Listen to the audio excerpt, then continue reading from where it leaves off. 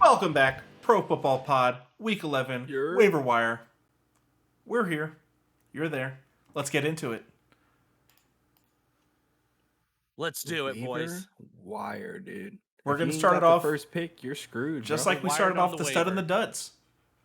Josh Dobbs is available in way too many leagues, and he should be rostered in all. I don't know how. It was really, really hard for me not to talk about Josh Dobbs's upcoming schedule during the waiver wire or the studs and duds episodes, just so that we could talk about it right now. Because he gets Denver and Chicago, and then he goes on bye. And then he gets Las Vegas, who doesn't give a bunch of points up to the quarterback because they give it up to every other position. But we're talking about Josh Dobbs. All he does is run the ball, and Las Vegas doesn't stop that at all. They are Swiss cheese against the run. And then they get Cincinnati, Detroit. And I think that this guy is just enough of an athlete that ending the season out, he's going to be solid for the rest of the year. 28 and 27 points on this team, and I think that that's what we're looking for, 25, 20 to 25 minimum every week for the rest of the season. He's a hybrid, and when you're gonna get JJ back, and that's gonna be electric, especially with Addison and Hawkinson and It's going to bring a lot of people. Should Madison be coming back soon? He's got a concussion, so he'll be back after this week. He'll probably miss, and then he'll be back next week. So he'll come back for Chicago. Chicago in Minnesota. Divisional game in Minnesota. They're going to destroy them, and it's an 8:15 p.m. game. So maybe the curse of Kirk Cousins won't, succumb to the whole team, and we'll get to see some Vikings in the prime time doing it up, Hey, Kirk's not playing, so the curse isn't going to be there. We've talked about Josh Dobbs now for the last couple weeks. It's insane to me that he's available out there at all. So absolutely, you need to snatch him up. And another just quick guy thrown out there as well with the injury to Derek Carr in the concussion protocol. Jameis Winston, famous Jameis. Now, what I did think he that do also makes when he Taysom came Hill's, I think that makes Taysom Hill's value go up quite a bit. Taysom Hill wouldn't have just dropped that ball in for Chris Olave on his first play in the game. And that's the second time that Jameis Winston's done that. Also, Chris Olave had one target the entire time that Carr was in the game. And if you look at how he finished the game, Jameis Winston is very good for the Saints. It's very good for Chris Olave, and I think that what's good for Chris Olave will eventually be good for Alvin Kamara. Chris Olave being able to spread the defense, especially with Rashid, Shaheed. Those guys spreading the field is going to help Alvin Kamara so much underneath. Just freaking throwing it up blindly. He's a gunslinger. Shaheed is his dream wide receiver. He's one of the fastest dude. He's the fastest dude. But Chris Olave is he's a vacuum. He's gonna suck it all up, dude. No, I totally agree. Dude, that catch was just like the toes. Oh man, I hope George Pickens watched that catch. George Pickens could never. Just had it loaded up, Justin. That's why I love you, dude. What is that? Never. What is that? What is that? I didn't like that slander. From the Rewind. toe tap last week where he didn't drag his foot. He had a whole yard and a half that he could have just put his foot down at any point, and he just stepped out of bounds because he thought he was still in a college. It happens. No, it doesn't. No Not to the on best. Pickens. He's a great receiver, top 10 in the league. He's a good receiver now, and he needs to earn the moniker of great. Receiver. Noah Brown might be a great receiver. He might be a great receiver, dude. He had never caught 150 yards ever in his entire career. Now he's done it in 2 back-to-back weeks. I mean, that beat last the catch hot to hand. get them in field goal range to secure the ball and break 2 tackles. That play was insane. Nah, that hurt. That hurt. When you got money on the Bengals parlay, that hurts. Man, you should have listened to us, dude. That. I said a lot of stuff that if you guys listen back to the preview episode on Friday, I talked about the Seahawks. I called a lot of things that just played out this weekend. It was actually really fun for me watching the games. Yeah, it was a lot of fun. Noah Brown, the most impressive thing and the thing that has me watching him the most isn't the amount of yards that he's getting. It's when he's getting these yards. If you see that whenever the pocket breaks down for Stroud and he has to run, I want to say 70% of the time he's looking Noah Brown's way.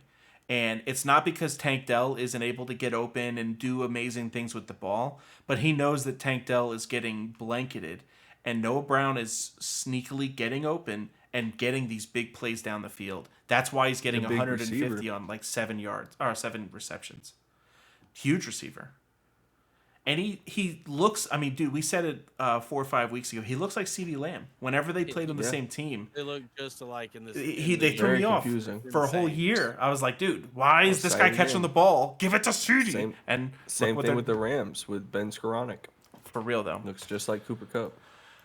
Now, a guy that you're never gonna make think looks like his counterpart is Ty Chandler and Alexander Madison. Ty Chandler is so small, so small, and with Keaton Mitchell and Devin Achane and HN and all these small guys really getting it done, Ty Chandler looks like the next level of running back, and he looks like a potential ability to pop off.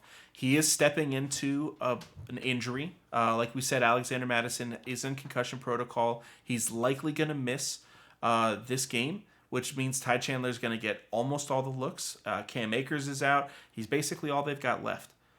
So I think spending a waiver wire, spending some fab on a guy like this, that's the type of play that we're looking for at this time of the year. I think that as well, Dobbs helps the running game so much. Yeah, he'll He really definitely open it up, and this is one of those to where it's like, why not? Like, why not add him to the roster? You've probably got a guy or two that you've just had buried on your bench that you have no intentions of playing. You haven't played them all season, and you're just holding them for whatever reason.